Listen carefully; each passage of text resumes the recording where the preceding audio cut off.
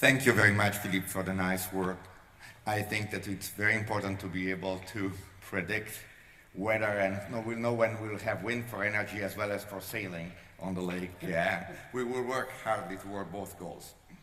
Now, let me give you an update on Nano-Tera. Nano-Tera that's been around since 2008, so it's getting to be into a mature state. Nano-Tera is a very successful Swiss program funding multidisciplinary projects with people, scientists from various institutions. The main focus is health and environment, but there are transversal areas like energy and security that do appear in all kinds of projects. And the reason why we want to insist on this is because the combination of nanotechnology at the device level with system level technology allows us to reach new frontier, improve our quality of life, create new jobs, and also promote new ways of educating our graduate students. Some key figures. We have been running 118 projects, so compliment to our management office with Martin Reimann, who's here, for this big task in running this, dealing with 50 Swiss research institutes and about 1,100 researchers. That's a lot. 280 doctoral students who are funded for their thesis by Nano-Tera, and dealing with 60 industrial partners. And thanks to the government for the money that's being given to us, a total of 124 million in cash, plus of course the money, the matching money in equal part coming from the institutions. Now, something about the output of phase one. We have published many papers, as you can see, many presentations, many awards at the international levels related to research done in Nano-Tera, and patents. Actually, in the recent years, we've been focused also on the patent filing and patent production. We have an involvement with industry, Switzerland being small, also these skills a little bit down, but since we have a very strong interest in the medtech area, we were able to involve several hospitals who do represent the end users of medtech. And actually, I'm happy to say that we have several partners that are hospitals in the region and all over in Switzerland. Now we're in phase two. And phase two of Nano-Tera actually shows 25 large projects, 9 smaller scale projects, and 9 educational activities aiming at promoting conferences, new courses, and new activities for dissemination of the research. These pie charts show distribution of money per institution, and actually going from the top charts that relate to phase one to the bottom one which relate to this phase, one can notice a more uniform sharing of the money throughout Switzerland, as well as an increasing presence of the orange slice, which is the hospitals involved in this type of research. These are some of the Swiss institutions involved. Now we're unable to put all the logos because they don't fit in one slide, but I'd like to thank, of course, the Etherarat and its partners, the CUS and its partners, the HS that are participating in this program, as well as the hospital and private companies who are there, part of this picture. I like always this picture because it shows the distribution of research groups that are all over in Switzerland, and for those who have been in Switzerland for a short time and complain about the lack of activities in the southeast part of the region, that's where most mountains are. But when you will see the movie that's coming, you'll see that we have specific activities on climate control, on changes induced by global warming, exactly in the part of Switzerland where there are not resident researchers, but just temporary researchers. Looking at the content of Nano-Tera, we have several success stories. In phase one, we actually like to report on the work on networks to report rock slides and avalanches, the group of cross-sense done by the group of Lothar Thiele in Zurich, the work of building a lab under the skin that can detect some medical condition and transmit information wirelessly, the group that deals with doing smart sensors and smart fabric that can be extremely useful to monitor paraplegic, The development of sensing devices that can detect drugs. So there's no drugs and drive, especially in the Zurich area, because the sensors are being displaced by our colleagues. And, for example, also the wireless systems for cardiac monitoring, as they were shown yesterday by Srinivas Murali in the PhD student session. Looking at the current projects going on, there are challenges that are very interesting related, for example, to neuroprosthesis, to facilitate motor control and recovery after having a spinal injury. The creation of an aquatic robot that will swim in the lakes, looking for pollution to tell us where is the bad part of the lake. Again, we're interested in the places where we don't want to go and swim. We have system acqui that can control very precisely the position of drills when you need a drill in the skull for a cochlear implant. Again, that's extremely important. These things are done, but with the combination of medicine and engineering, these things can be done in a better way, less invasive way. New ultrasounds for the next generation, and monitoring of people with conditions like obesity that start to being a big problem for the community. We also have been pursuing several educational activities to spread the message around. Part of this has been summer school that has been co-sponsored by the Artist Network. Artist is an EU-sponsored group, and this network was actually done with the help of Professor Sifakis, and we had a weekly long summer school around here that attracted many good scientists and many PhD students. I'd like to bring your attention to the BioCAS conference that's going to be sponsored by Nano-Tera. It will be in this building. It will be in one of the big rooms upstairs, and it will happen in the middle of October. And I'd like to thank Professor Carrara for setting this up. We have had a very good interaction with some partners. This is just a sample. Korea. We have Swiss-Korean meetings, and it was Korea that prompted us to have a meeting to understand about what type of research was going on. And we first actually had a meeting here at the PFL, and then it was reciprocated by a meeting at KAIST that happened in October of last year, and actually 8 of the researchers of Nano-Tera flew there. We had interaction with the KAIST president, Professor Kang, who was very interested in having more and more ties to Switzerland. And further, there was a visit of Professor Park, who is the president of Korea. This was a non-technical visit to happen in Bern, and I'm proud to say that she is an electrical engineer and she speaks French.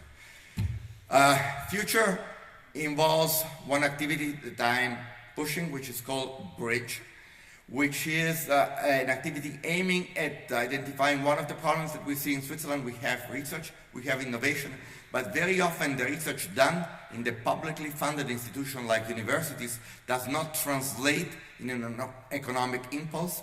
So Bridge is a sort of a continuation of Nano-Tera with the aim of bringing together all the partners in Switzerland, going from Polytechnic to the university to the HES and companies, with the combined sponsorship of NSF and CTI. And this will actually help also strengthening the educational program by exposing PhD students and junior research to what happens in industry, as well as bringing people from industry into universities for a short time, so that there could be an osmosis in the research tissue that will help having research which is more targeted toward getting something innovative and that can have impact on the economy. We have been running an international exchange program, bringing leaders from all over the world. This year we had 2, Professor Palm from Rice and Sarpaska from MIT. Part of this program, they've been invited to visit 3 or more institutions in Switzerland, giving talks and spending 1 week here, and actually meet with the various players in the Nano-Tera community. And we found that these meetings have been extremely useful to increase the bandwidth by which we reach out to people. We let know what people do in Switzerland as part of research, which is extremely important, and also acquire information from overseas. Please mark your calendar. Next year, the annual meeting will be in Bern on May 5, and it will be actually a longer event, but the day in which we will meet all together will be the 5th of May. Now I would like to show you a very nice production of the Nano-Tera office, which is a short movie showing the achievements of Nano-Tera.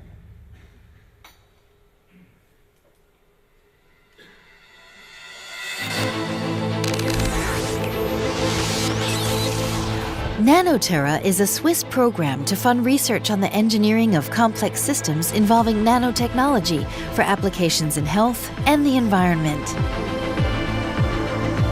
With a focus on prototype development, the program offers researchers the opportunity to apply their findings to concrete situations in hospitals, in cities, and in the home.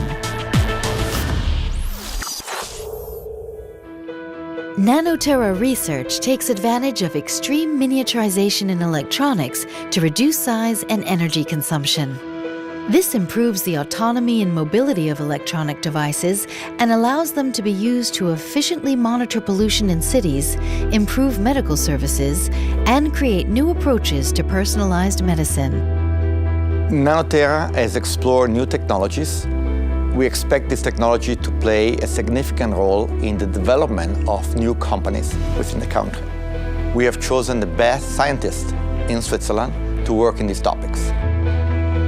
Nano-Tera spans all of Switzerland, bringing together 31 research institutions and 30 industrial partners. More than 700 staff members are working on almost 100 research activities funded by the program. This dense network of Swiss researchers is unique for the collaboration it stimulates between hospitals, universities, the 2 federal institutes of technology, and industrial partners.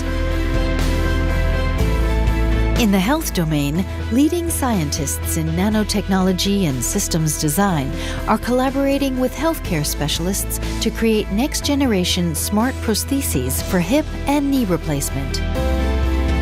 With this project, we have designed sensors that are inside the knee prosthesis, and we can check during the surgery how it goes. After knee replacement surgery, these sensors give important information for improved rehabilitation and ultimately reduce the need for further costly and painful surgery. With this technology, the Swiss company Symbiose can take advantage, make a new product, and thousands of patients will have a more comfortable experience. Nano-Tera researchers are also working on sensor technology to be integrated directly into clothing to monitor various vital signs. At ETHZ, such smart textiles are being created to help patients receive highly personalized care, while they can still be worn and washed like everyday clothes. We design electronic circuits on plastics using our clean room here, and then we can weave it in textiles. So at the end, we have electronics in a normal piece of textile. Smart textiles is a fast-growing market that can be used to monitor blood oxygen levels, heartbeat, and other vital signs. Projects funded by Nano-Tera are at the forefront of the ongoing technological revolution, integrating ever smaller sensors within increasingly interconnected networks. These low-power radios are actually enablers for these emerging technologies for applications such as wireless body area network, wireless sensor networks, opening brand new markets that would not be possible without those microsystems. By favoring applied research, Nano-Tera helps bring research out of the labs and into industry, with several patents filed in the first 5 years. One of these patents is used in the OpenSense project that monitors pollution in Lausanne and Zurich.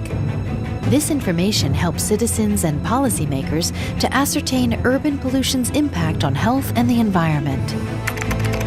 In OpenSense, we are monitoring air quality using sensoscope technology. This allows us to monitor temperature, humidity, and air quality parameters. And we are putting a number of stations on buses.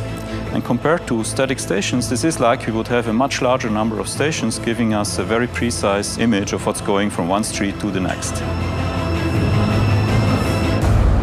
Other Nano-Tera researchers are using wireless sensor technology to better understand how climate change influences mountain morphology in the harsh alpine environment prone to rockfalls and extreme climatic conditions.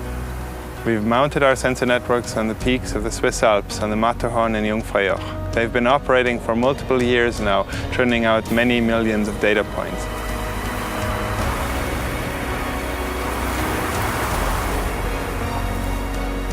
We installed many sensors that included temperature sensors, crab meters, and automatic cameras.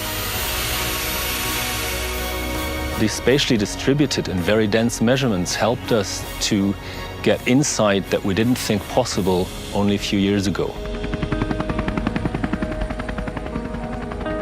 From the difficult conditions of the Swiss mountains to the demanding requirements of the human body, Nano-Tera researchers are elaborating extremely small, low-energy and robust systems to tackle tomorrow's challenges, such as personalized medicine to monitor diabetes, chemotherapy treatment, or predict heart attacks.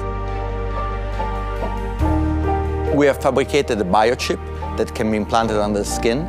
The chip is in contact with a telephone that can communicate medical information to a doctor.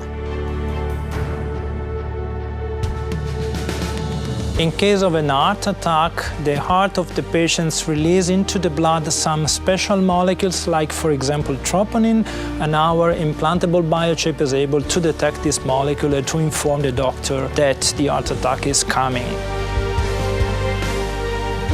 Building on the success of the past 5 years, future Nano-Tera projects will further push the limits between engineering and life sciences to improve the condition of people with disabilities. Collaborations between hospitals and research institutions will develop novel neuroprosthetic approaches that engineer the nervous system to regain lost mobility and other functions. The Spine Repair Project is an interdisciplinary venture that has two main goals. The first one is to design and integrate a novel type of spinal cord neuroprosthesis. And the second goal is to actually use this neuroprosthesis in order to develop the optimal stimulation pattern to restore locomotion after spinal cord injury. We will make prototypes very early on in the project so that they can be implemented in animal model, so that we can test both robotic rehabilitation combined with this novel electrical stimulation. Auditory implants are the most successful neuroprosthetic devices to date, yet the surgical procedure could be greatly improved. The main challenge of this Nano-Tera project is to advance the safety of a robotic procedure developed in Bern to a point where surgeons feel comfortable using it in the operating room. Using our technology, we will be able to drill a very small hole in the temporal bone, a much smaller hole, which will result in much less pain for the patient and a much shorter hospitalization time. Funding from the Nano-Tera project will enable us to take our technology further to clinical application and a clinical trial in the near future. The Nano-Tera program is funding some of the most advanced research in Switzerland to develop technology that improves the security and health of its citizens. By creating enduring collaborations between hospitals, enterprises, and research institutions, Nano-Tera is contributing to an improved quality of life and is an undeniable stimulus for the economy. Nano-Tera, small technology making a big impact. Well, I would like to thank especially the graduate students who have been doing the research, the postdocs, the PIs involved, the co-PIs, the university administrators who make this thing possible, and all of you who came here. I'd like to wish you to enjoy the day, to listen to our colleagues, and hoping that also this get-together works as a way of cross-fertilizing our research. I would like now to introduce Dr. Martin Reimann, who is going to talk to us about some of the logistics of the meeting.